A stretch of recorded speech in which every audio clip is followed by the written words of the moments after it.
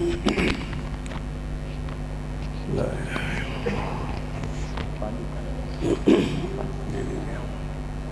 السلام علیکم ورحمۃ اللہ وبرکاتہ۔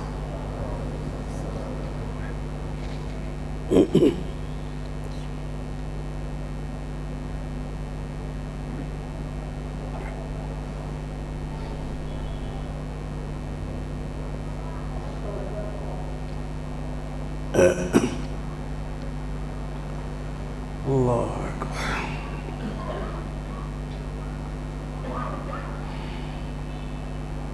الحمد للہ نحمده ونستعینه ونستغفره ونؤمن به ونتوکل علیہ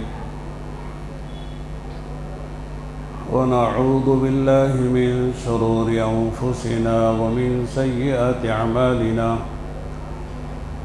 من يهده الله فلا مضل له ومن يضلل فلا هادي له،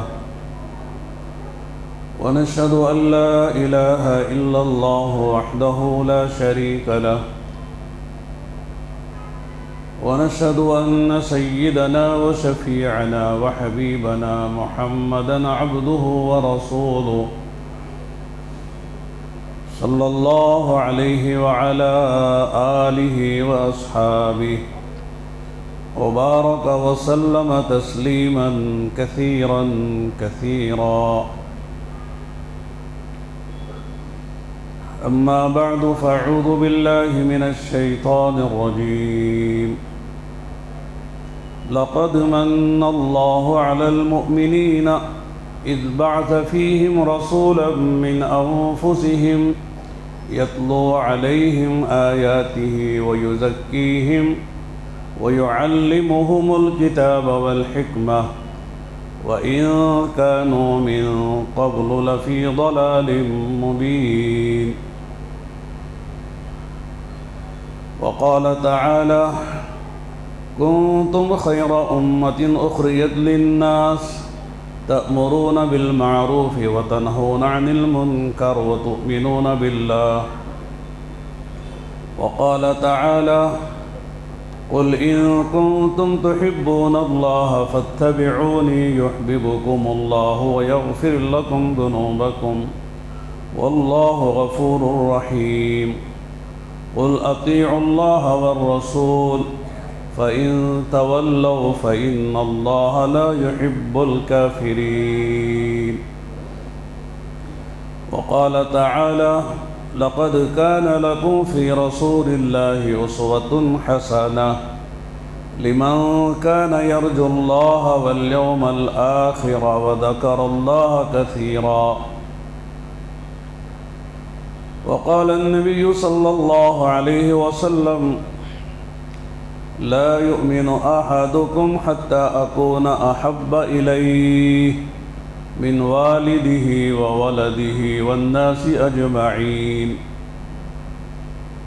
وقال النبي صلى الله عليه وسلم: كل أمتي يدخلون الجنة إلا من أبى. قيل: ومن يأبى يا رسول الله؟ قال: من أطاعني دخل الجنة ومن عصاني فقد أبى. وقال النبي صلى الله عليه وسلم: لا يؤمن أحدكم حتى يكون هواه تبعا لما جئت به. وقال النبي صلى الله عليه وسلم: من أحيا سنتي فقد أحبني ومن أحبني كان معي في الجنة، أو كما قال رسول الله صلى الله عليه وسلم. دوستو، بزرگوں اور بھائیوں، ہمارے ملک میں ماضی قریب میں ایک شاعر گزرے ہیں، اختر شیرانی. ان کا عجیب و غریب قصہ لکھا ہے کتابوں میں. بہت سے حضرات نے آپ میں سے پڑھا بھی ہوگا کہ وہ بری عادتوں کا شکار ہو گئے تھے، جیسے عام طور سے شاعر ہو جاتے ہیں. مجلسیں جب غلط ہوتی ہیں، صحبتیں غلط ہوتی ہیں، تو آدمی ان مجلسوں صحبتوں کا اثر لے لیتا ہے۔ صحبت اور ماحول کا اثر ایسا ہے جیسے موسم کا اثر ہے۔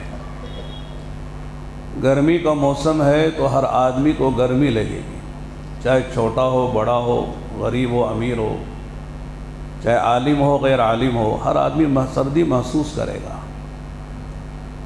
گرمی کا موسم ہے تو ہر آدمی کو گرمی لگے گی۔ ابھی ہم لوگ پچھلے ہفتے جموں کشمیر گئے تھے۔ جموں سے آگے تقریباً 8 گھنٹے کا بائی روڈ کار کا سفر تھا، پہاڑی پر اجتماع تھا۔ ایسی سردی لگ رہی تھی کہ صاحب نانی یاد آ گئی۔ بہت زمانہ پہلا سردی دیکھی تھی، لکھنؤ میں جب رہتے تھے 8 سال، بھول گئے تھے سردی کو، لیکن وجہ کہ دوبارہ سردی یاد آ گئی۔ 2 کمبل اوڑھے تب بھی سردی لگ رہی تھی۔ لوگوں نے بڑا انتظام کیا گرم پانی کا اور پھر ہیٹروں کا، پھر بھی سردی لگ رہی تھی۔ یعنی کہ صاحب کشمیر والوں کو سردی لگتی ہے، ہم بنگلور والوں کو وہاں جانے سے سردی نہیں لگتی ہے، ایسا نہیں ہے۔ مولوی جائے، ملا جائے، مسٹر جائے، سب کو سردی لگے گی، موسم سردی کا ہے۔ تو جس طرح موسم اثر انداز ہوتا ہے، آدمی پر ماحول اثر انداز ہوتا ہے۔ اس لیے حدیث میں آتا ہے المرء علی دین خلیلہ، آدمی اپنے دوست کے دین پر ہوتا ہے۔ جیسے دوست یار ہوتے ہیں ویسا آدمی بن جاتا ہے۔ تو اور مستقل ایک موضوع ہے جس پر بات کی جا سکتی ہے۔ تو صحبتوں کی وجہ سے وہ پینے پلانے کے عادی ہو گئے تھے، اور ہر ایک پر تنقید ان کا مزاج تھا۔ جیسے لوگوں میں مزاج ہوتا ہے تنقید کا، تنقید کر کے سمجھتے کہ ہم نے بڑا تیر مارا ہے اور ہم نے جو ہے حق اصلاح ادا کر دیا ہے۔ تنقید یہ آدمی کو گرا دیتی ہے، تنقید سے کوئی فائدہ نہیں ہوتا ہے۔ تو مجلس میں لوگوں نے پوچھا کہ غالب کے بارے میں کیا گمان ہے آپ کا، کیا خیال ہے؟ تو کہنے لگے وہ تو مغلوب العقل تھا۔ غالب جو شاعر گزرے ہیں ان پر تنقید کر دی۔ شاعر ایک ذوق گزرے، ان کے بارے میں کیا خیال ہے؟ کہنے وہ بد ذوق آدمی تھا، اسے ذوق ہی کہاں تھا شاعری کا۔ تو جس کا نام لے اس پر تنقید کرے، اسے گرا دے۔ تو ایک آدمی بدبخت تھا، بے ایمان قسم کا۔ اس نے سوچا کہ آج استاد ترنگ میں ہیں، لہذا ان کی زبان سے کوئی ایسا جملہ ان کے نبی کی شان میں کہلوا لیا جائے کہ ان کا ایمان خطرے میں پڑ جائے۔ تو اس نے موقع پا کر یہ پوچھا کہ استاد آپ کی تنقید سب پر ہو رہی ہے، آپ جسے نبی مانتے ہیں محمد صلی اللہ علیہ وسلم، ان کے بارے میں آپ کا کیا خیال ہے؟ اس نے سوچا تھا کہ بھئی ان کے بارے میں بھی کوئی جملہ ان کی زبان سے تنقیدی اعتراض کا نکل جائے گا تو آدمی کا ایمان خطرے میں پڑ جائے گا۔ نبی پر جو تنقید کرے وہ مومن کہاں ہے؟ جو حدیث میں نے آپ کے سامنے پڑھی اس کا خلاصہ یہی ہے کہ لا یؤمن احدکم حتی اکون احب الیہ من والدہ وولدہ والناس اجمعین، کہ تم میں سے کوئی آدمی ایمان کے کمال تک پہنچ نہیں سکتا جب تک کہ اس کے دل میں میری محبت اس کی اولاد سے، اس کے ماں باپ سے، اس کی اپنی جان سے اور دنیا جہاں کے سارے انسانوں سے زیادہ نہ ہو جائے۔ محبت یہ ایمان کا جز ہے، ایمان کا کمال محبت سے ملتا ہے۔ اس نے سوچا کہ ان کی زبان سے کوئی ایسا جملہ نکل جائے گا جس سے ان کا ایمان خطرے میں پڑے۔ تو لکھا ہے، دیکھنے والوں نے یہ شہادت اور گواہی دی ہے کہ جب اس شخص نے، اس بدبخت بد نصیب انسان نے یہ سوال کیا تو ان کے ہاتھ میں شراب کا جام تھا، کہ شراب کا دور چل رہا تھا، اس جام سے انہوں نے اٹھا کے اس کی پیشانی پہ مارا۔ یہ عمل اور زبان سے وہ کیوں کہا، وہ بدبخت اس گندی ناپاک مجلس میں اس پاک نام کے لینے کی تجھے جرت کیسے ہو گئی؟ یہ ناپاک گندی مجلس ہے، شراب کا دور چل رہا ہے، شراب و کباب کی محفل قائم ہے، اور اس ناپاک اور نجس مجلس میں تو نے اس پاک نام کو کیوں لیا؟ دیکھ لیوانو لکھا ہے کہ اس کے پیشانی پہ خون کے فوارے نکلے، اور پھر خود احساس یہ ہوا کہ کہنے لگے قصور تیرا نہیں ہے، قصور میرا ہے۔ اس پاک نبی کا نام لینے والا امتی، ان پر ایمان رکھنے والا ایک فرد اس ناپاک مجلس میں کیوں آیا؟ میں اس ناپاک مجلس میں نہ آتا تو میرے نبی کا نام کی بے حرمتی نہ ہوتی ہے۔ غلطی میری ہے، تیری نہیں ہے۔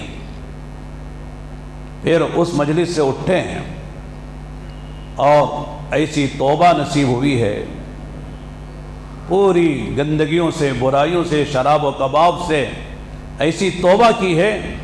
لکھا ہے ان کی سوانے میں، جب ان کا انتقال ہوا ہے تو سجدے کی حالت میں ہوا ہے۔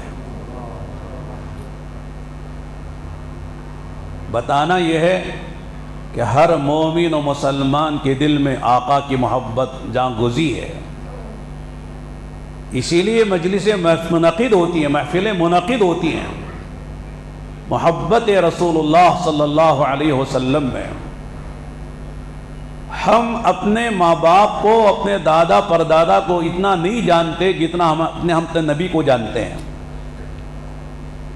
اس محفل میں اکثر لوگوں سے اگر پوچھا جائے آپ کے پردادا کا نام کیا تھا تو بہت لوگ کم بتائیں گے، والد کا نام بتائیں گے، دادا کا نام بتائیں گے، لیکن پردادا اور ان سے آگے ان کے دادا، ان کے والد، ان کا نام بتانا مشکل ہو جاتا ہے۔ لیکن الحمدللہ ہم علماء اور ہمارے ایمان والے بھائی اللہ کے نبی علیہ السلام کا نام، والد کا نام، دادا کا نام، پردادا کا نام، یہاں تک کہ حضرت آدم علیہ السلام تک نام جاتا ہے، سب یاد ہوتے ہیں، کتابوں لکھا ہوا، یاد ہونے والوں کو یاد ہے۔ کم سے کم مسلمان کو اتنا تو یاد ہوتا ہے اللہ کے نبی علیہ السلام کا نام نامی، اسم گرامی جو ذات کے ساتھ خاص تھا وہ محمد اور احمد تھا۔ باقی صفاتی نام بے شمار ہیں، جیسے اللہ کا ذاتی نام اللہ ہے، باقی 99 جو نام ہیں وہ سارے اللہ کے صفاتی نام ہیں۔ اللہ کا ذاتی جو نام ہے وہ اللہ ہے، باقی رحمان ہے، رحیم ہے، غفار ہے، غفور ہے، ستار ہے، جبار ہے، قہار ہے، کریم ہے، علام ہے، یہ سب اللہ کے صفاتی نام ہیں۔ اس طرح ہمارے نبی محمد عربی صلی اللہ علیہ وسلم کے ذاتی 2 نام ہیں۔ جب آپ علیہ السلام دنیا میں تشریف لائے، سب جانتے ہیں آپ یتیم پیدا ہوئے۔ آپ کی دنیا میں آمد سے پہلے ابھی 6 ماہ کے اپنے ماں کی پیٹ میں تھے، باپ کا انتقال ہو گیا جن کا نام عبداللہ تھا۔ پھر 9 ماہ میں اللہ کے نبی صلی اللہ علیہ وسلم دنیا میں تشریف لائے۔ والدہ آمینہ انہوں نے اپنے بچے کا نام احمد رکھا اور لے کر ان کے سرپرست عبد المطلب جو ان کے دادا تھے، اللہ کے نبی علیہ السلام کے ان کے پاس گئے۔ چنانچہ وہ لے کر خانہ کعبہ گئے۔ اس اعتبار سے، اس زمانے کی دوا سے جو اللہ کی عبادت ہو سکتی تھی، عبادت کر کے اللہ کا شکر ادا کر کے بچے کا نام محمد رکھا۔ لوگوں نے پوچھا، عرب کے معاشرے میں، عرب کے ماحول میں محمد نام نہیں ہوتا ہے، کسی کا نام محمد نہیں ہے، تو آپ نے بچے کا نام محمد کیسے رکھا؟ تو عبد المطلب نے جواب میں فرمایا کہ میرا یہ پوتا جس کا نام میں نے محمد رکھا ہے، اس کی تعریف سارے عالم ان کی زندگی میں ان کے بعد بھی قیامت تک وہ تعریف کریں گے جس کی کسی کی تعریف ایسی نہیں کی گئی۔ محمد جو ہے حمد سے ہے، احمد بھی حمد سے ہے، اور حمد کے معنی آتے ہیں تعریف کے۔ محمد اس شخصیت اور ذات کو کہتے ہیں جس کی تعریف خوب تعریف کی جائے، اور احمد کہتے ہیں جو خود تعریف کرتا ہے۔ اس میں تفضیل کا صیغہ ہے، یہ علماء جانتے ہیں۔ محمد اس میں مفعول ہے اور احمد اس میں تفضیل ہے، تو لہذا محمد کے معنی ہے جس کی تعریف وہ کی جائے جس کی کسی کی وہ تعریف نہ کی گئی ہو، اور احمد کہتے ہیں اس ذات اور اس شخصیت کو جو اتنی تعریف کرے کہ اس جیسی تعریف کسی نے نہ کی ہو۔ تو آپ محمد بھی ہیں اور احمد بھی ہیں، چنانچہ اس زمانے سے لے کر آج تک آپ کی تعریف کی جا رہی ہے۔ ابھی ماشاءاللہ ہمارے نعت خواں حافظ و مولوی نے، ماشاءاللہ صاحب نے جو نعت پیش کی ہے، میں سمجھتا ہوں کہ ساری سیرت اس میں آ گئی ہے۔ آپ کی سیرت نہیں، صحابہ کی سیرت آ گئی، آپ کے خاندان کی سیرت آ گئی۔ ایک عجیب ماشاءاللہ جامع نعت ہے، اس میں تمام تقریباً پہلو سیرت کے جو ہم سننا چاہتے ہیں وہ آ گئے، لیکن ہماری مجبوری یہ ہے کہ ہم عربی نہیں جانتے تو اردو بھی نہیں جانتے، اردو کی بھی تشریح کرنی پڑے گی۔ بہت سے لوگ کہتے ہیں مولانا ہمارے بچے کانوینٹ میں پڑھتے ہیں، بچوں کو ہمارا اردو نہیں آتی ہے، ذرا آپ انگریزی میں بات کیجئے۔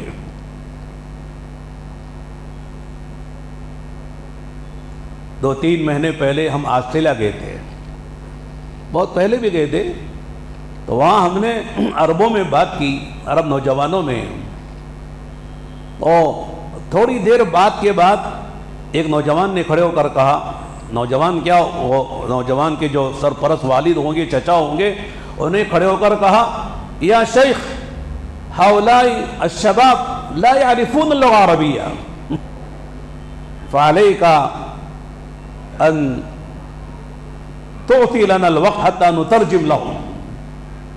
عرب بچوں میں ہم بات کر رہے ہیں، لیکن بچوں کا سرپرست کہتا ہے شیخ ذرا رک جائیے، یہ عربی نہیں سمجھتے، ان کو انگریزی میں ترجمہ کرنا پڑے گا۔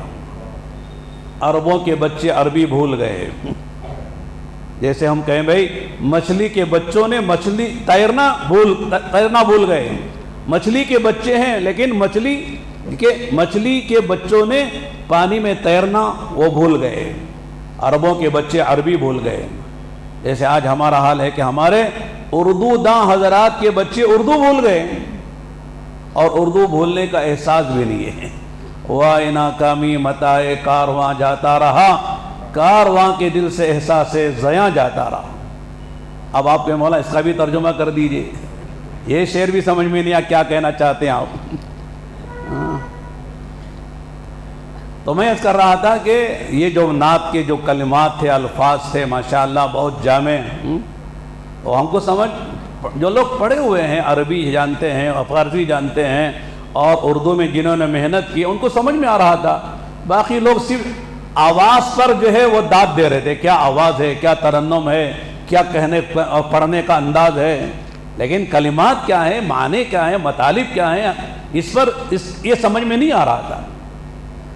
دور میں عرض کر رہا تھا دوستو اور بھائیوں، اللہ کے نبی علیہ السلام کی حمد اور آپ کی ثنا اور آپ کی تعریف، آپ کی شان میں نعتیں آج نہیں ہیں، اللہ کے نبی علیہ السلام کے زمانے سے شروع ہیں اور آج تک ہیں اور قیامت تک چلتے رہیں گے۔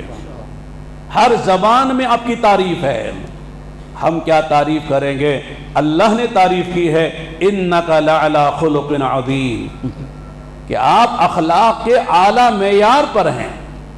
قرآن نے آپ کی تعریف کی ہے، انبیاء نے آپ کی تعریف کی ہے، ہر نبی نے اپنے زمانے میں ہمارے نبی کی آمد کی خبر دی ہے، اور آپ کون ہیں اور کیا ہیں، آپ کی صفات کیا ہیں، خصال کیا ہیں، شمائل کیا ہیں، یہ سارے انبیاء نے اللہ کے نبی علیہ السلام کی آمد سے پہلے اپنی اپنی قوموں کو اور اپنی اپنی امتوں کو یہ بات بتائی ہے۔ تورات میں اور انجیل میں، زبور میں اللہ کے نبی علیہ السلام کی تعریف سے یہ ساری کتابیں بھری ہوئی ہیں۔ قرآن کہتا ہے یہود اور نصارہ یعرفونہ کما یعرفون ابناءہم، ہمارے نبی محمد عربی صلی اللہ علیہ وسلم کو ایسے پہچانتے تھے جیسے کوئی باپ اپنے بیٹے کو پہچانتا ہے، اپنی اولاد کو پہچانتا ہے۔ اللہ کے نبی علیہ السلام کو حلیہ ہے، آپ کی جائے پیدائش ہے، آپ کا جائے ہجرت ہے، اور آپ کے اصحاب ہیں، آپ کے خلفاء ہیں، آپ کی امت ہے، آپ کو دی جانے والی کتاب ہے۔ یہ ساری چیزوں کا تذکرہ تورات اور انجیل میں ہے، جس کو یہود و نصارہ جانتے تھے۔ یہ الگ بات ہے کہ مانتے نہیں ہیں، جیسے آج بھی بہت سے لوگ حق بات کو جانتے ہیں لیکن مانتے نہیں ہیں۔ تو غرض میں یہ کرنا چاہ رہا تھا کہ محمد یہ نام ہے اللہ کے نبی علیہ السلام کا، چنانچہ آپ کی جتنی تعریف کی گئی اللہ کے بعد کسی کی تعریف نہیں کی گئی ہے۔ انبیاء نے آپ کی تعریف کی ہے، فرشتوں نے آپ کی تعریف کی ہے، ہر امت نے آپ کی تعریف کی ہے، یہاں تک کہ جو غیر مسلم ہیں، جو نبی کو نبی نہیں مانتے ہیں، انہوں نے بھی اللہ کے نبی علیہ السلام کی تعریف کی ہے۔ لوگ کہتے ہیں کہ صاحب محمد صلی اللہ علیہ وسلم جیسا انسان دنیا میں نہ کبھی پیدا ہوا ہے نہ کبھی آئندہ پیدا ہوگا۔ آپ کی دو باتیں ہیں، ایک ہے آپ علیہ السلام کا جمال خلق اور ایک کا کمال خلق، کہ آپ کا سراپا کیسے تھا، آپ کا بدن کیسے تھا، آپ کے سر کے بال کیسے تھے، آپ کی پیشانی کیسے تھی، آپ کی بینی اور ناک کیسے تھی، آپ کے کان کیسے تھے، آپ کے دان کیسے تھے، آپ کا رنگ کیسے تھا، آپ کی پنڈلیاں کیسے تھی، آپ کے سر میں مانگ کیسے نکلتی تھی، اللہ کے نبی علیہ السلام چلتے کیسے تھے، اللہ کے نبی علیہ السلام گفتگو کیسے فرماتے تھے، ایک ایک چیز ہماری کتابوں میں موجود ہے جو ہم علماء مدارس میں پڑھاتے ہیں۔ اور بہت سے ہمارے ایمان والے بھائی وہ اللہ کے نبی کی سیرت کو جاننے والے، پڑھنے والے، وہ جانتے ہیں۔ اس کا تذکرہ کرنے کا زیادہ موقع نہیں ہے اور اس کی زیادہ ضرورت بھی نہیں ہے، اس لیے کہ اگر اللہ کے نبی صلی اللہ علیہ وسلم گورے ہیں تو ہم گورے نہیں ہو سکتے، اللہ کے نبی صلی اللہ علیہ وسلم میانہ قد کے ہیں تو ہم میانہ قد کے خود نہیں بن سکتے ہیں۔ اللہ کے نبی اگر قریشی خاندان اور ہاشمی خاندان کے ہیں تو ہم ہاشمی اور قریشی خاندان میں نہیں ہو سکتے۔ اللہ کے نبی صلی اللہ علیہ وسلم مکے میں پیدا ہوئے ہیں، ہم مکے میں پیدا نہیں ہو سکتے۔ لہذا یہ وہ ساری چیزیں ہیں جو اللہ تعالیٰ نے اپنے نبی کے لیے خاص کی ہیں۔ لہذا آدمی وہاں پیدا ہوتا ہے جہاں اللہ چاہتے ہیں، آدمی اس خاندان میں پیدا ہوتا ہے جس خاندان میں اللہ چاہتے ہیں، اللہ تعالیٰ آدمی اس طرح پیدا ہوتا ہے جس طرح اللہ چاہتے ہیں۔ لہذا اللہ کے نبی علیہ السلام کو اللہ تعالیٰ نے جسمانی اعتبار سے بھی لہذا وہ کمال و جمال عطا فرمایا تھا یہ دنیا میں اللہ نے کسی کو نہیں دیا ہے۔ حسن یوسف کو لوگ جانتے ہیں، زلیخا اور زلیخا کی سہیلیوں نے حسن یوسف کو دیکھا تھا تو اپنی انگلیاں کاٹ لی تھی، یہ سب مشہور واقعہ ہے۔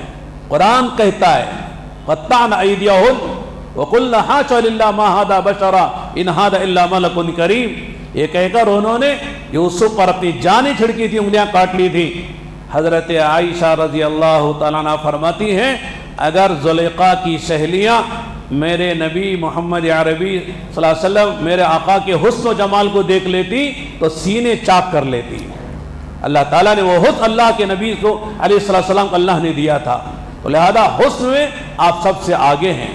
حسن یوسف دم عیسیٰ ید بیضا داری آنچے خوبہ ہما دارن تو تنہا داری۔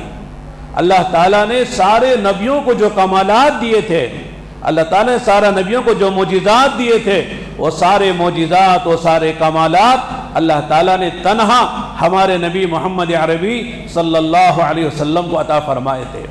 لہذا تمام نبیوں کو جو معجزات اللہ تعالیٰ نبی کو تمام نبیوں کو اللہ تعالیٰ نے جو معجزات عطا فرمائے تھے، علماء نے لکھے ہیں کہ وہ معجزات عملی تھے، نبی کے ساتھ خاص تھے، نبی چلے گئے تو معجزات بھی چلے گئے۔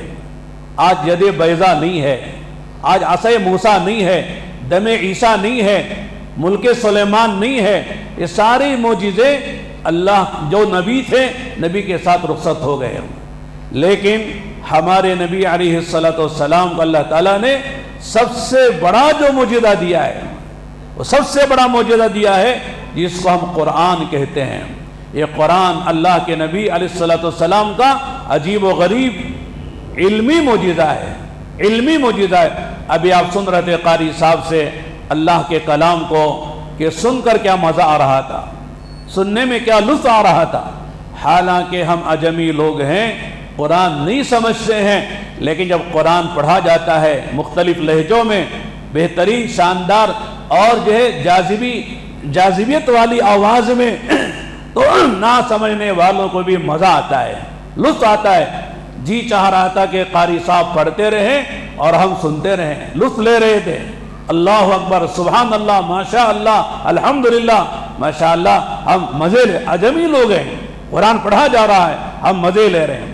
تو معلوم یہ ہوا کہ اللہ تعالیٰ نے ہمارے نبی محمد عربی صلی اللہ علیہ وسلم کو سب سے بڑا جو معجزہ دیا ہے وہ قرآن کی شکل میں ہے، اور قرآن علمی معجزہ ہے۔ قرآن جو ہے وہ مقصد نبوت بھی ہے اور دلیل نبوت بھی ہے، اور آپ علیہ السلام کا سب سے بڑا معجزہ ہے۔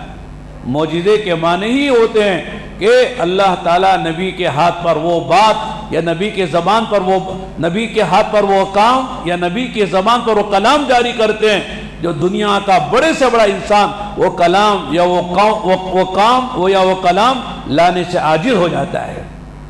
اللہ تعالیٰ نے قرآن میں جگہ جگہ یہ چیلنج کیا ہے کہ اگر تم اللہ کا اسے قرآن نہیں مانتے تو پورا قرآن یا 10 سورتیں یا یہ ایک سورت بنا کے دکھا دو۔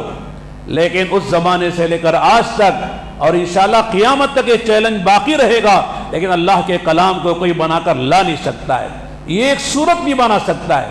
چھوٹی سی سورت ہے، اِنَّا أَعْطَيْنَاكَ الْكَوْثَرَ فَصَلِّ لِرَبِّكَ وَانْحَرْ إِنَّ شَانِئَكَ هُوَ الْأَبْتَرُ۔ سب معلقہ کے نام سے بڑے بڑے جو شعراء تھے زمانے جاہلیت کے، ان کے اشعار لکھ کر بیت اللہ پر آویزاں کیے گئے تھے، اور یہ دعوت تھا کہ اگر کوئی اس کا مثل لے کر آئے، نظیر لے کر آئے، مثیل لے کر آئے، اسے انعام دیا جائے گا۔ وہ معلقات اشعار لگے رہے لیکن کوئی لا نہیں سکا۔ اللہ کے نبی علیہ السلام نے صحابہ سے فرمایا یہ چھوٹی سی سورت لکھ دو، اِنَّا أَعْطَيْنَاكَ الْكَوْثَرَ فَصَلِّ لِرَبِّكَ وَانْحَرْ إِنَّ شَانِئَكَ هُوَ الْأَبْتَرُ، یہ لکھ کر لگا دیا گیا۔ اس کے بعد جتنے شعراء تھے ان سب کے جو معلقات تھے، ان کے اشعار تھے، اتار لیے گئے، اور یہ کہا گیا اس سورت کا کوئی مقابلہ نہیں کر سکتا ہے، یہ اللہ کے پاک کلام کی سورت ہے۔ ما ھذا الا قول، یہ قرآن یہ سورت یہ کسی بشر کا کلام نہیں ہے، یہ اللہ کا کلام ہے۔ آج تک قرآن کا اعجاز ہے اور قیامت تک قرآن کا یہ معجزہ ہے کہ قرآن جیسی کوئی سورت اور قرآن جیسی کوئی ایک آیت بنا کے لا نہیں سکتا ہے۔ یہ ہمارے نبی علیہ السلام کا سب سے بڑا زندہ جاوید اور قیامت تک کے لیے اور ہمیشہ تک کے لیے یہ اللہ کے نبی کا معجزہ ہے۔ تو اور میرے دوستوں، ہمارے نبی علیہ السلام کو جو کمالات عطا کیے گئے اور جو اللہ تعالیٰ نے ہمارے نبی صلی اللہ علیہ وسلم کو صفات اور اوصاف عطا فرمائے، اللہ تعالیٰ نے کسی نبی کو عطا نہیں فرمایا۔ چنانچہ اس لیے آپ محمد ہیں، اور احمد کیا ہے؟ آپ نے جتنی تعریف اللہ کی ہے کسی نے نہیں کی ہے۔ حدیث میں آتا ہے جب قیامت کے میدان میں جب حساب کتاب شروع نہیں ہوگا، سارے انسان پریشان ہوں گے، نفسی نفسی کا عالم ہوگا، لوگ جا کر آدم علیہ السلام سے کہیں گے آپ اللہ کے بندے ہیں، پہلے نبی اور رسول ہیں، اللہ نے آپ کو اپنے ہاتھوں سے بنایا ہے، اپنی روح آپ کے اندر پھونکی ہے، آپ سفارش کر دی کہ حساب کتاب شروع ہو جائے۔ وہ کہیں گے نہ، میرے بس کی بات نہیں ہے، آپ نوح کے پاس چلے جاؤ، وہ کہیں گے ابراہیم کے پاس چلے جاؤ، وہ کہیں گے موسیٰ کے پاس چلے جاؤ، وہ کہیں گے عیسیٰ کے پاس چلے جاؤ، کوئی نبی سفارش کرنے کو تیار نہیں ہوگا، یہاں تک کہ ساری خلقت، ساری انسانیت اللہ کے نبی کے پاس آئے گی اور آ کے کہے گی آپ سفارش کر دیجئے۔ اللہ کے نبی علیہ السلام عرش کے نیچے سجدے میں گریں گے، سجدے میں جائیں گے، اور حدیث میں آتا ہے اللہ تعالیٰ کے وہ حمد و ثنا و تعریف کریں گے کہ آج تک کسی نے نہ کی ہے نہ آئندہ کوئی کرے گا۔ اس تعریف کے بعد اللہ تعالیٰ نبی سے فرمائیں گے یا محمد ارفع راسک سل تعطا واشفع تشفع، اے محمد صلی اللہ علیہ وسلم سر اٹھائیے، مانگیے دیا جائے گا، سفارش کیجیے آپ کی سفارش قبول کی جائے گی۔ پھر اللہ کے نبی علیہ السلام کی سفارش سے اللہ تعالیٰ حساب کتاب شروع فرمائیں گے۔ اسی کو علماء نے لکھا یہ شفاعت کبریٰ ہے جو اللہ تعالیٰ ہمارے نبی محمد عربی صلی اللہ علیہ وسلم کو عطا فرمائیں گے۔ چنانچہ احمد بھی آپ ہیں، خاتم بھی آپ ہیں، آپ علیہ السلام کے جو صفاتی نام ہیں ان میں یہ خاتم ہے، خاتم یا خاتم ہے۔ کیا مطلب ہے کہ آپ علیہ السلام آخری نبی ہیں، آپ پر نبیوں رسولوں کا سلسلہ ختم ہو گیا ہے، آپ کے بعد کوئی نبی نہیں آنے والا ہے۔ پہلے دن بھی آپ نبی تھے، آپ نے فرمایا ابھی آدم پانی اور مٹی کے درمیان میں تھے تبھی اللہ نے مجھے نبی بنا دیا تھا، لہذا آپ پہلے نبی بھی ہیں اور آپ آخری نبی ہیں، آپ کے بعد کوئی نبی نہیں آئے گا، کوئی نیا نبی نہیں آئے گا۔ ہاں کوئی لوگ دھوکہ دیتے ہیں کہ نبی آئے گا، وہ کون ہے؟ عیسیٰ علیہ السلام آئیں گے، عیسیٰ علیہ السلام آئیں گے، اس میں کوئی شک نہیں ہے۔ اور ہمارا عقیدہ ہے قیامت کے قریب میں جو بڑی بڑی نشانیاں ظاہر ہوں گی ان میں عیسیٰ علیہ السلام کا نزول ہے، چوتھے آسمان پر ہے، وہاں سے وہ اتر کر آئیں گے، امام مہدی کا ظہور ہے، امام مہدی پیدا ہوں گے۔ یہ ساری علامتیں قیامت میں سے بڑی بڑی علامتیں ہیں، لیکن عیسیٰ علیہ السلام آپ کے بعد کے نبی نہیں ہیں بلکہ آپ سے پہلے کے نبی ہیں، اور آ رہے ہیں تو وہ نبی بن کر نہیں آ رہے، امتی بن کر آ رہے ہیں۔ اللہ کے نبی علیہ السلام کی شریعت پر چلیں گے، وہ انجیل پر نہیں چلیں گے، اپنی شریعت پر نہیں چلیں گے، بلکہ آپ علیہ السلام کی شریعت پر چلیں گے اور آپ کی لائے ہوئے دین پر چلیں گے۔ اور علماء نے لکھا ہے عیسیٰ السلام جو آسمانوں پر گئے ہیں اس وقت ان کا نکاح نہیں ہوا تھا، جب دنیا میں آئیں گے اللہ کے نبی نے فرمایا ہے النکاح من سنتی، نکاح میری سنت ہے، لہذا اللہ کے نبی صلی اللہ علیہ وسلم کی سنت کو زندہ کرنے کے لیے وہ نکاح بھی کریں گے۔ بعض روایت میں آتا ہے ان کی اولاد بھی ہوگی، چنانچہ وہ نماز پڑھانے کے لیے امام مہدی اور وہ جمع ہوں گے تو امام مہدی کہیں گے آپ نماز پڑھائیے، تو وہ کہیں گے نہ، میں اللہ کے نبی علیہ السلام کا امتی بن کر آیا ہوں اور جو ہے میں نماز نہیں پڑھاؤں گا، اللہ کے نبی کا ایک امتی جس کا نام محمد مہدی ہے وہ نماز پڑھائے گا، اس کی اقتداء میں حضرت عیسیٰ علیہ السلام نماز پڑھیں گے۔ تو معلوم ہوا عیسیٰ علیہ السلام تشریف لائیں گے، ضرور آئیں گے، یہ ہمارا عقیدہ ہے، لہذا وہ امتی بن کر آئیں گے، اپنی شریعت نہیں چلائیں گے، لہذا آپ کے بعد کوئی نبی نہیں ہے۔ خدا نہ خواستہ اگر کوئی انسان آپ کے بعد نبی ہونے کا دعویٰ کرتا ہے تو ساری امت کا اجماع ہے کہ وہ انسان کافر ہے، بے ایمان ہے، جہنمی ہے، زندیق ہے۔ بلکہ اس سے آگے کی بات ہے، حضرت امام ابو حنیفہ رحمۃ اللہ نے عجیب بات فرمائی ہے، اگر کوئی آدمی نبوت کا دعویٰ کرے اللہ کے نبی علیہ السلام کے بعد تو وہ تو ہے ہی بے ایمان اور کافر اور جہنمی، لیکن اس دعویٰ کرنے والے سے کوئی آدمی یہ پوچھ لیتا ہے کہ تیرے نبی ہونے کی دلیل کیا ہے، تو فرمایا یہ پوچھنے والا بھی کافر ہو جائے گا، اس لیے کہ اسے شک ہے اس لیے پوچھ رہا ہے، ورنہ فوراً سے کہنا چاہیے ھذا بہتان عظیم، اس سے بڑا کوئی بہتان نہیں ہوگا کہ اللہ کے نبی کے بعد کوئی آدمی نبوت کا دعویٰ کرے۔ تو اور میرے دوست اور بھائیوں، اللہ تعالیٰ نے آپ کو خاتم الانبیاء والمرسلین بنایا، اس طرح آپ کو شفیع المذنبین بنایا۔ آپ علیہ السلام کی سفارش سے ایمان والوں کو بھی نفع ہوگا، بے ایمانوں کو بھی نفع ہوگا۔ چنانچہ آپ جانتے ہیں آپ کے جو چچا حضرت ابو طالب ہیں ان کو بھی ان کے حق میں آپ سفارش کریں گے، آپ کی سفارش کی برکت سے ان کو جہنم میں صرف جہنم یعنی آگ کی جوتیاں پہنائی جائیں گی، جس کی وجہ سے ان کا سر کا بھیجا ایسا کھول رہا ہوگا جیسے ہانڈی میں چاول اور پانی کھولتا ہے، تو یہ پورا جسم ان کا جہنم میں ڈالا نہیں جائے گا، یہ اللہ کے نبی کی سفارش کی برکت سے، تو اور آپ کی سفارش سب کو پہنچے گی۔ اسی طرح سب سے بڑی بات یہ ہے کہ آپ رحمت للعالمین ہیں، آپ سارے عالموں کے لیے رحمت بن کر آئے ہیں۔ قرآن کریم کی جو آیت میں نے آپ کے سامنے پڑھی سورہ آل عمران کی 164 نمبر کی آیت ہے، چوتھے پارے میں اللہ تعالیٰ فرماتے لقد من اللہ علی المؤمنین اذ بعث فیہم رسولا من انفسہم یتلو علیہم آیات یزکیہم ویعلمہم الکتاب والحکمہ وإن كانوا من قبل لفی ضلال مبین۔ لقد جو ہے یہ قسم کے معنی میں ہے، اللہ نے قسم کھا کے فرمایا ہے لقد من اللہ علی المؤمنین، اللہ کی قسم ہے، اللہ تعالیٰ کا بڑا احسان ہے کہ اللہ تعالیٰ نے ایمان والوں پر اپنے نبی کو، انہی میں سے ایک نبی کو بھیج کر بڑا احسان فرمایا ہے۔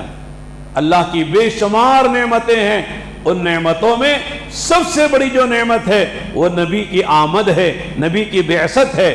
ہر نبی رحمت ہے، ہر نبی امت اپنی قوم کے لیے اور اپنی برادری کے لیے اور اپنی امت کے لیے رحمت بن کر آتا ہے، لیکن اللہ تعالیٰ نے فرمایا خاص طور سے ہمارے نبی کے بارے میں کہ ایمان والوں کے لیے ہم نے نبی کو بھیج کر بڑا ایمان والوں پر احسان فرمایا ہے۔ حالانکہ اللہ کے نبی سارے عالم کے انسانوں کے لیے رحمت ہے، سارے عالم کے انسانوں کے لیے آپ کی بعثت نعمت ہے، انعام ہے، لیکن ایمان والوں کے لیے انعام کیوں فرمایا؟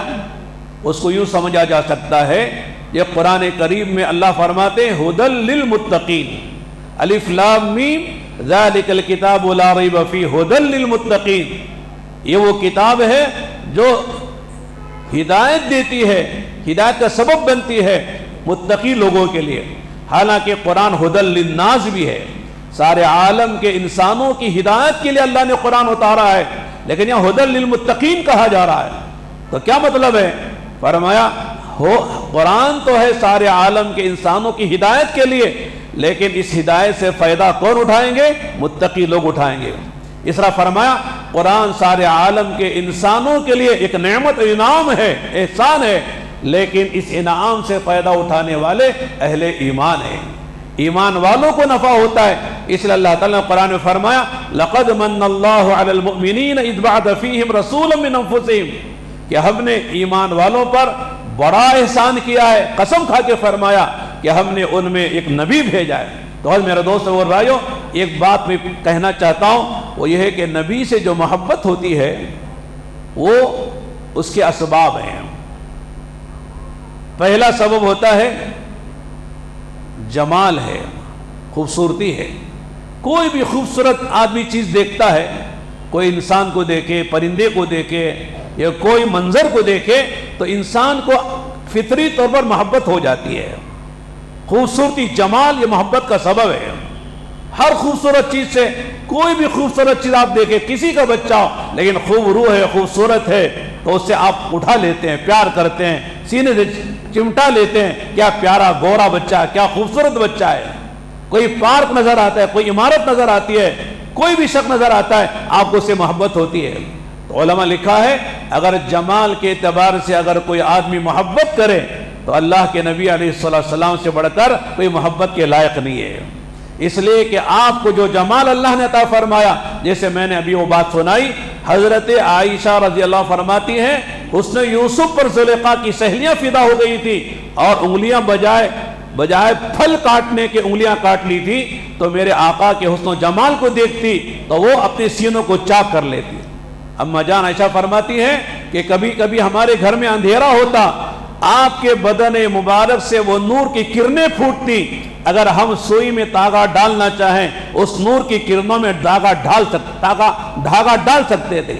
ایک صحابی کہتے ہیں 14ویں رات کا چاند نکلا ہوا تھا، میں کبھی بھی چاند کو دیکھ رہا تھا، کبھی آقا کے چہرے انور کو دیکھ رہا تھا۔ فرمایا کہ میں نے دیکھتے دیکھتے یہی فیصلہ کیا کہ چاند سے زیادہ میرے آقا کا چہرہ نورانی ہے۔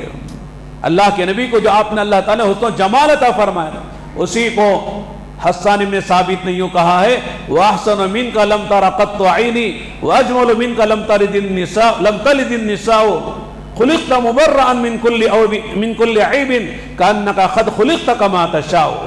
کہتے ہیں کسی آنکھ نے آپ سے زیادہ حسین کسی کو دیکھا نہیں ہے، کسی آنکھ نے، نہ انسانوں کی آنکھ نے، نہ جنات کی آنکھ نے، نہ فرشتوں کی آنکھوں نے، کسی آنکھ نے آپ سے حسین کسی شخص کو نہیں دیکھا ہے۔ اور کسی دنیا کی کسی عورت نے آپ سے جمیل اور حسین کوئی بچہ جانا نہیں ہے۔ خلقت مبرأ من کل عیب، کہتے ہیں کہ آپ ہر عیب سے پاک ہو کر پیدا ہوئے ہیں، کوئی عیب آپ میں نہیں ہے۔ یہ بات بھی سمجھنے کی ہے، انبیاء علیہم السلام جس طرح روحانی اعتبار سے ہر عیب سے پاک ہوتے ہیں، علماء لکھا ہے کہ جسمانی اعتبار سے بھی ہر نبی ہر عیب سے پاک ہوتا ہے۔ کوئی نبی اندھا، لولا، لنگڑا، اپاہج، دیکھنے میں بدصورت، ایسا کوئی نبی نہیں آتا ہے۔ ہر نبی حسین و جمیل پیدا ہوتا ہے۔ ایک واقعے میں سناتا ہوں درمیان میں تاکہ وہ بات سمجھ میں آ جائے۔ حضرت موسیٰ علیہ السلام جو ہے وہ بنی اسرائیل کے ساتھ غسل نہیں کرتے تھے، بلکہ تنہا کہیں جا کر غسل کرتے تھے۔ بنی اسرائیل بھی غسل کرتے تھے، لیکن وہ سب مل کر اجتماعی طور پر برہنہ غسل کرتے تھے، ایک دوسرے کی چھتر کو دیکھتے تھے۔ لیکن موسیٰ علیہ السلام بھی غسل کرتے تھے کپڑے نکال کر، لیکن سب کے سامنے نہیں کرتے تھے۔ تو قوم نے کہا کہ موسیٰ علیہ السلام کے بدن میں کوئی عیب ہے، ان کے بدن میں ایک عیب ہے۔ اور عیب بھی کیا کہتے تھے؟ ان کے خصیے بڑے ہو گئے ہیں، اس لیے وہ سب کے سامنے غسل کرنے سے شرماتے ہیں، تنہائی میں جا کے غسل کرتے ہیں۔ چنانچہ اللہ تعالیٰ کو بتانا تھا کہ میرے نبی موسیٰ کلیم اللہ میں کوئی عیب نہیں ہے، تم خواہ موسیٰ پر عیب لگاتے ہو۔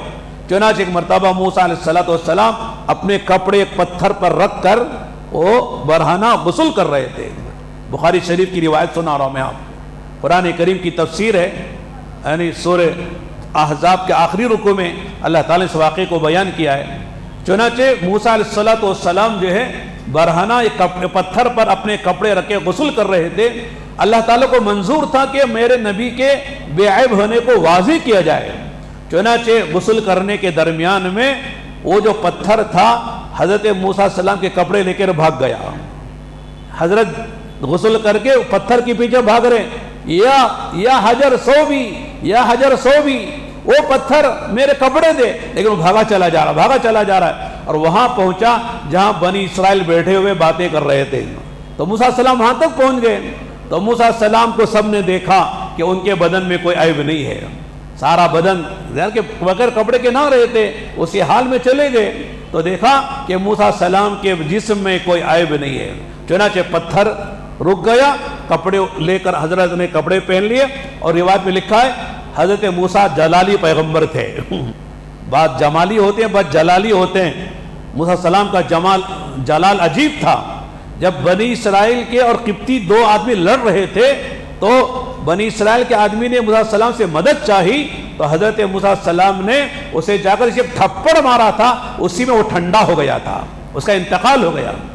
ارے انسان تو انسان ہے، لکھا ہے کتابوں میں، صحیح روایتیں ہیں کہ جب اسرائیل علیہ السلام موسیٰ علیہ السلام کی جان نکالنے کے لیے آئے تو حضرت موسیٰ علیہ السلام نے ملک الموت کے تھپڑ مارا تھا جس سے ان کی آنکھ نکل گئی تھی، یعنی فرشتے کو مارا۔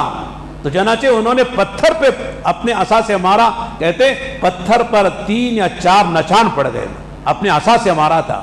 چنانچہ یہ واقعہ اس لیے سنا رہا ہوں کہ نبی ہر عیب سے پاک ہوتا ہے، نبی میں جسمانی کوئی عیب نہیں ہوتا ہے۔ نبی کانا ہو، اندھا ہو، لولا ہو، لنگڑا ہو اور کوئی جسمانی اس کے اندر عیب ہو، ایسا نہیں ہوتا ہے، نبی ہر عیب سے پاک ہوتا ہے۔ چنانچہ حضرت حسان ابن ثابت کہتے ہیں کہ کأنک قد خلقت کما تشاء، خلقت مبرئا من کل عیب، کأنک قد خلقت کما تشاء، کہ آپ ہر عیب سے پاک ہو کر پیدا ہوئے، گویا کہ آپ نے جیسے چاہا اس طرح اللہ نے آپ کو پیدا کر دیا ہے۔ چنانچہ جمال کے اعتبار سے اگر کوئی محبت کا مستحق ہے تو اللہ کے نبی علیہ السلام سے بڑھ کر کوئی نہیں ہے۔ اب اس کی تفصیلات میں جائے تو دیر لگے گی۔ آگے جو ہے کمال ہے، کمال کیا ہے؟ علمی کمال بھی ہے، عملی کمال بھی ہے۔ چنانچہ کمال کے اعتبار سے آپ کو مثال کے طور پر کوئی شاعر اچھے اشعار پڑھتا ہے، یہ کوئی ناخواں اچھے اشعار پڑھتا ہے تو اس سے محبت ہو جاتی ہے۔ کوئی اچھا مقرر اچھی تقریر کرتا ہے، اچھا واعظ کہے تو اس سے محبت ہو جاتی ہے۔ کوئی بھی کمال آدمی رکھتا ہو تو اس کمال والے سے آدمی، جیسے آج کل کوئی اچھا کرکٹ پلیئر ہوتا ہے تو ہمارے نوجوان اس سے محبت ہو جاتی ہے، کوئی اچھا کھلاڑی ہوتا ہے اس سے محبت ہو جاتی ہے، کوئی اچھا گانے والا گویا ہوتا ہے اس سے محبت ہو جاتی ہے، چاہے وہ جسمانی کمالات ہو روحانی کمالات ہو، کمال سے آدمی کو محبت ہو جاتی ہے۔ تو میرے دوستو، کمال اللہ تعالیٰ نے ہمارے نبی کو جو عطا فرمایا تھا، جیسے میں نے اشاروں میں کہا تھا کہ سارے کمالات جو اللہ نے سارے نبیوں کو دیے تھے، وہ سارے کمالات تنہا اللہ تعالیٰ نے ہمارے نبی کو عطا فرمائے تھے۔ ہمارے نبی میں کمال کی کوئی کمی نہیں ہے، علمی کمال بھی ہے، عملی کمال بھی ہے، جسمانی کمال بھی ہے، روحانی کمال بھی ہے، سارے کمالات کا سرچشمہ آپ تھے، سارے کمالات کا منبع آپ تھے۔ لہذا کمال کے اعتبار سے اگر کوئی محبت کرے، محبت کا مستحق ہو، تو ہمارے نبی محمد عربی صلی اللہ علیہ وسلم ہے۔ ایک اور چیز ہوتی ہے محبت کی، علماء لکھا ہے وہ احسان ہے۔ احسان کیا ہے؟ مثال کے طور پر ہم بھوکے تھے، کھانا نہیں مل رہا تھا، کسی نے وقت پر کھانا کھلا دیا تو محبت ہوتی کہ نہیں ہوتی ہے؟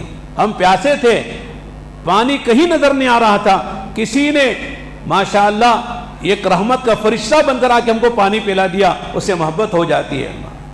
پانی میں ڈوب رہا تھا ایک انسان، تیرنا آتا نہیں ہے، کسی نے عین وقت پر جا کر اسے بچا لیا، پانی سے نکال لیا، اس سے محبت ہو جاتی ہے۔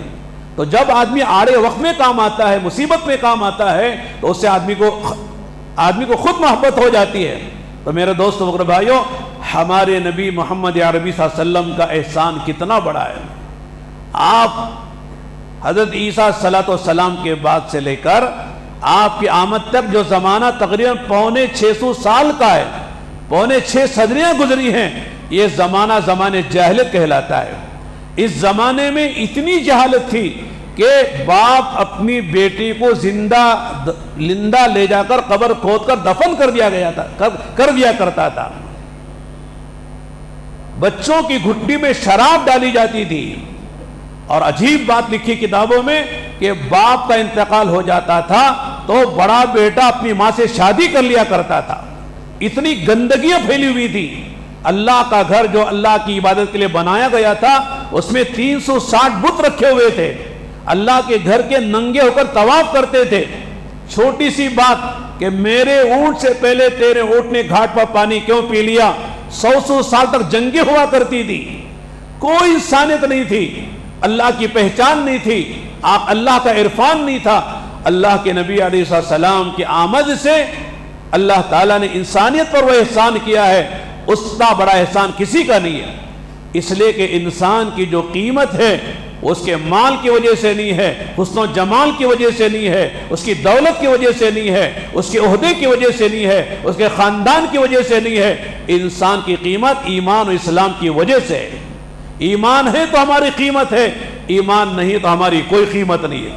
قیامت کے دن جب اللہ تعالیٰ جنات اور انسان کو چھوڑ کر چرندے ہیں، درندے ہیں، پرندے ہیں، حیوانات ہیں، جتنے جاندار ہیں، سب کو اللہ تعالیٰ مٹی بنا دیں گے۔ اس وقت جتنے کافر بے ایمان دنیا سے بغیر ایمان کے مر کے گئے ہیں، وہ تمنا کریں گے کہ کاش ہم بھی دنیا میں کوئی کتا، بلی، خنزیر ہوتے تو اللہ تعالیٰ ہم کو مٹی بنا دیتے، ہم جہنم سے بچ جاتے۔ تو معلوم یہ ہوا انسان کی جو قیمت ہے وہ ایمان کی وجہ سے ہے۔ ایمان ہمیں کس کے راستے سے ملا؟ اللہ کے نبی کے راستے سے ایمان ملا ہے۔ کتنا بڑا احسان ہے۔ میں جو آپ جو قیمتی بنے ہیں وہ ایمان کی وجہ سے، اور ایمان کس کے راستے سے ملا ہے اور کس کے واسطے سے ملا ہے؟ وہ ہمارے نبی محمد عربی صلی اللہ علیہ وسلم کے واسطے سے ملا ہے۔ قرآن کہاں سے ملا ہے؟ نبی کے واسطے سے ملا ہے۔ اللہ کی پہچان کہاں سے ملی ہے؟ وہ نبی کے راستے سے ملی ہے۔ اور انسانیت کہاں سے ملی ہے؟ شرافت کہاں سے ملی ہے؟ وہ نبی کے راستے سے ملی ہے۔ اور پھر آخرت میں میرے دوستو جو کچھ ملنے والا ہے وہ نبی کے واسطے سے ملے گا۔ اللہ کے نبی کے احسان، اللہ کا نبی کا یہ احسان ہے کہ اللہ تعالیٰ کا دیدار ملے گا، جنت ملے گی، جنت کی نعمتیں ملیں گی، حور و غلمان ملیں گے، اور اللہ تعالیٰ کی رضا ملے گی۔ جتنی نعمتیں آخرت کی ملیں گی وہ اللہ کے نبی علیہ السلام کے صدقے میں ملیں گی۔ چنانچہ احسان سب سے بڑا اللہ کے بعد ہم انسانوں پر اور خاص طور سے اہل ایمان پر وہ اللہ کے نبی علیہ السلام کا احسان ہے۔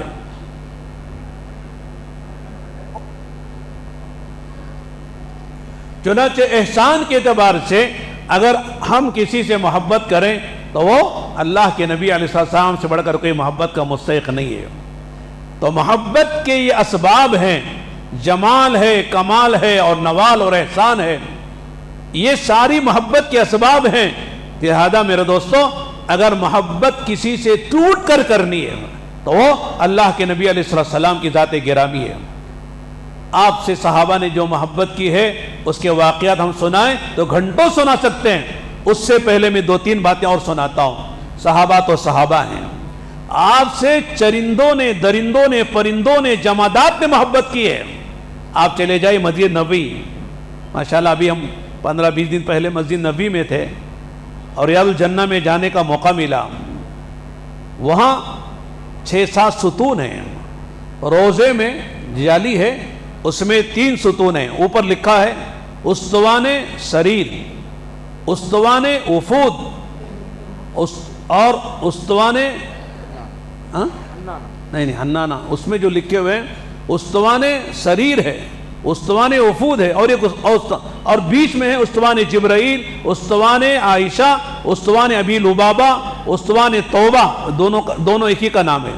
یہ کہ استوان حنانہ جو مولانا فرما رہے وہ بتانا چاہ رہا ہوں۔ استوان حنانہ کیا ہے؟ آپ علیہ السلام جب جمعے کا خطبہ دیتے تھے، لکھا ہے کہ آپ وہاں ایک کھجور کا تنا تھا، اس کا سہارا لے کر آپ خطبہ دیتے تھے۔ اس کے بعد آپ کے لیے ممبر بنا دیا گیا، آپ نے اسے چھوڑ کر ممبر پر آ کر خطبہ دینا شروع کیا۔ تو پہلا خطبہ تھا اس ممبر پر، آپ کا خطبہ چالو تھا، کہتے اتنے میں ایک رونے کی آواز شروع ہو گئی، جیسے کوئی اونٹنی کا بچہ روتا ہے، جیسے اس کی آواز آتی ہے۔ رونے والا نظر نہیں آ رہا، آواز آ رہی ہے۔ لکھا ہے اللہ کے نبی ممبر سے نیچے اترے، جہاں سے رونے کی آواز آ رہی تھی ادھر تشریف لے گئے، دیکھا وہ آواز، وہ کھجور کا جو تنا جس پر آپ ٹیک لگا کر سہارا لے کر خطبہ دیتے تھے، وہ تنا رو رہا ہے۔ اللہ کے نبی السلام نے اس پر ہاتھ رکھا۔ لکھا کہ جب آپ نے ہاتھ رکھا تو وہ ایسا خاموش ہوا جیسا کوئی بچہ روتے ہوئے سسکیاں مارتے مارتے خاموش ہوتا ہے۔ جیسا بچہ روتا ہے تو رونا جب اس کا کم ہوتا ہے تو سسکیوں پر آتا ہے اور پھر خاموش ہوتا ہے، اس طرح وہ خاموش ہوا۔ پھر آپ نے فرمایا جب میں اسے چھوڑ کر میں ممبر پر آ گیا تو میری فراق اور جدائی میں رو رہا ہے کہ میں یہاں سے ہٹ گیا اور میں اس سے دور ہو گیا اور اس سے ٹیک اور سہارا لینا میں نے چھوڑ دیا، اس پر رو رہا ہے۔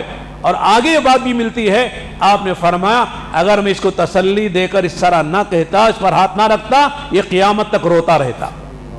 یہ تنا ہے، جمادات ہے، یہ ایک لکڑی ہے، کھجور کا تنا ہے، وہ اللہ کے نبی کو پہچانتا ہے، وہ اللہ کے نبی کی فراق میں رو رہا ہے۔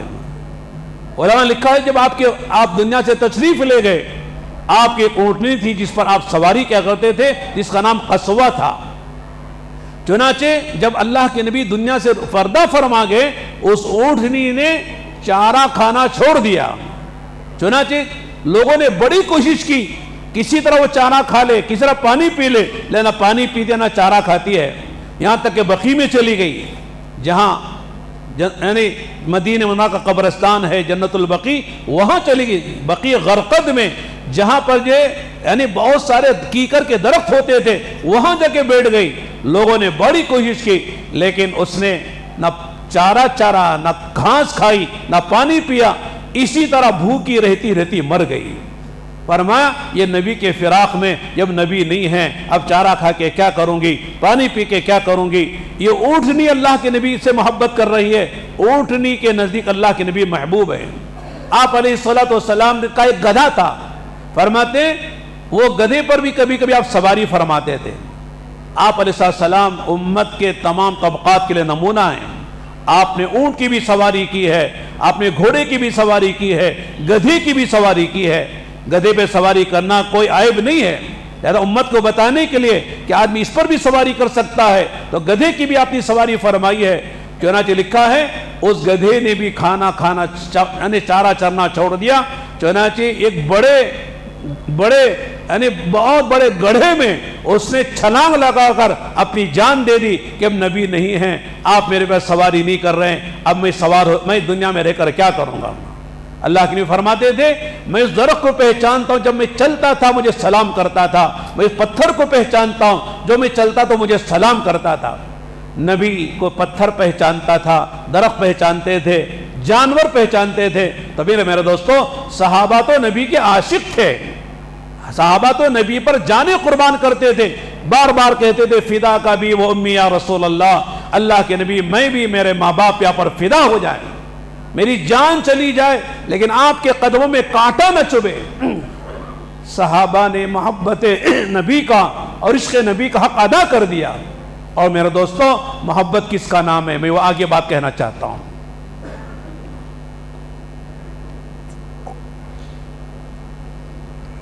اللہ کے نبی علیہ السلام کے ایک حدیث ہے جو میں نے آپ کے سامنے پڑھی ہے۔ آپ نے فرمایا من احیا سنتی فقد احبنی ومن احبنی کان معی فی الجنہ۔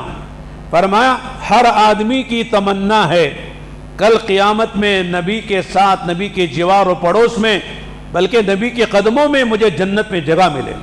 بولو کون نہیں چاہتا اس میں؟ سب چاہتے ہیں نا، جنت چاہتے ہیں، اور جنت بھی نبی کے قدموں میں، نبی کے پڑوس و جوار میں۔ تو فرمایا کہ جو آدمی میرے ساتھ جنت میں جگہ پانا چاہتا ہے وہ مجھ سے محبت کرے۔ کیا کرے؟ مجھ سے محبت کرے۔ اور محبت کا میں بھی دعویٰ کرتا ہوں، آپ بھی دعویٰ کرتے ہیں، اور محبت ہی میں یہ مجلس منعقد ہوئی ہے، محبت ہی میں نعتیں پڑھی جاتی ہیں، اللہ کے نبی کی تعریف کی جاتی ہے، اور آپ کا نام آتا ہے تو لوگ اونٹیں چومتے ہیں، درود پڑھتے ہیں، بڑی ساری چیزیں محبت کی ہیں۔ لیکن اللہ کے نبی صلی اللہ علیہ وسلم نے فرمایا محبت کی علامت کیا ہے؟ فرمایا محبت کی علامت یہ ہے کہ وہ محبت کرنے والا اپنی زندگی میں میری سنت کو زندہ کرے۔ من احیا سنتی فقد احبنی، جس نے میری سنت کو زندہ کیا وہ مجھ سے محبت کرنے والا ہے، اور جو مجھ سے محبت کرنے والا ہے قیامت میں اللہ تعالیٰ اسے میرے پڑوس جوار میں جگہ عطا فرمائیں گے۔ تو خلاصہ کیا آیا؟ اور یہ نتیجہ کیا نکلتا ہے؟ نتیجہ یہ نکلتا ہے کہ جو آدمی جنت میں نبی کے قدموں میں جگہ پانا چاہتا ہے اسے نبی سے محبت کرنی پڑے گی، اور نبی سے محبت کرنے کی علامت یہ ہے کہ اللہ کے نبی کی سنتوں کو زندگی میں زندہ کیا جائے، اللہ کے نبی کی اطاعت کی جائے۔ اللہ تعالیٰ نے بھی قرآن میں فرمایا قُلْ إِن كُنتُمْ تُحِبُّونَ اللَّهَ فَاتَّبِعُونِي يُحْبِبُكُمُ اللَّهُ وَيَغْفِرْ لَكُمْ ذُنُوبَكُمْ وَاللَّهُ غَفُورٌ رَحِيمٌ۔ فرمایا قل کہہ دیجئے، قل کے معنی کہہ دیجئے، اگر تم اللہ سے محبت کرتے ہو، یعنی تمہارا یہ دعویٰ ہے، کہنا ہے کہ ہم کو اللہ سے بڑی محبت ہے، تو اللہ نے فرمایا اللہ کے نبی سے ان سے کہیے فَاتَّبِعُونِی، میری اتباع کرو، میرے نقش قدم پر چلو، میں نے جو کہا ہے وہ کہو، جو کیا ہے وہ کرو، میرے اخلاق کو اپناؤ، میری صورت کو بناؤ، میری سیرت کو بناؤ، میرے سریرہ کو بناؤ، مجھے فالو کرو، میرے نقش قدم پر چلو۔ فرماتے ہیں یہ نبی کی اتباع ہے۔ نبی کی جو اتباع کرے گا کیا ملے گا؟ فرمایا یحببکم اللہ، کیا تم اللہ سے محبت کرو گے؟ اللہ تم سے محبت کریں گے، اللہ کے محبوب بن جاؤ گے، اور کیا ہوگا؟ یغفر لکم ذنوبکم، اللہ تعالیٰ تمہارے گناہوں کو معاف کر دیں گے، تمہاری خطاؤں کو بخش دیں گے، اللہ تعالیٰ بڑے معاف کرنے والے ہیں۔ تو معلوم یہ ہوا اللہ سے محبت کی دلیل نبی کی اطاعت ہے، نبی سے محبت کی دلیل نبی کی اتباع ہے۔ تو معلوم ہوا کہ اللہ کی محبت میں سچا انسان وہ ہے جو اللہ کے نبی کی اطاعت کرے، اللہ کے نبی کی سنت کے مطابق زندگی بنائے۔ حضرت عمر رضی اللہ عنہ ایک مرتبہ تورات پڑھ رہے تھے، اللہ کے نبی اور حضرت ابو بکر صدیق تشریف لائے۔ حضرت فاروق اعظم اس تورات کے نسخے کے پڑھنے میں اتنے مہو و مگن ہیں، ان کو پتہ نہیں چلا کہ کون میرے پاس آیا، کون کیا دیکھ رہا سن رہا ہے۔ حضرت ابو بکر نے کہا یا عمر ثقلت کا امک الا تری الی وجہ رسول اللہ، عمر تیری ماں تجھ پر روئے، دیکھتا نہیں اللہ کے نبی کے چہرے کو، اللہ کے نبی کیسے ناراض ہو رہے ہیں؟ فوراً بند کر دیا اور کہا رضیت باللہ ربا وبالاسلام دینا، میں محمد صلی اللہ علیہ وسلم نبی و رسولہ، کہ اللہ کے رب ہونے پر، آپ کے نبی ہونے پر اور دین کے، اسلام کے دین ہونے پر میں راضی ہوں۔ اللہ کے نبی مجھ سے کون سا قصور ہو گیا، معاف فرما دیجئے، کیوں ناراض ہیں؟ آپ نے پوچھا کیا پڑھ رہے ہو؟ کہ تورات کے نسخہ میں ہاتھ لگ گیا، اسے دیکھ رہا تھا تاکہ کوئی بات ہو تو اچھی بات ہو تو لی جائے۔ تو آپ علیہ السلام کا جملہ سنیے، آپ نے فرمایا عمر رکھو اسے، اور فرمایا لو کان موسیٰ حیا لما وسعہ الا اتباعی، سنو عمر، اگر میرے زمانے میں، میری شریعت کے زمانے میں ولو بالفرض حضرت موسیٰ السلام بھی زندہ ہو کر آ جائیں، ان کو بھی میری شریعت پر چلنا پڑے گا، اپنی تورات پر نہیں چل سکتے،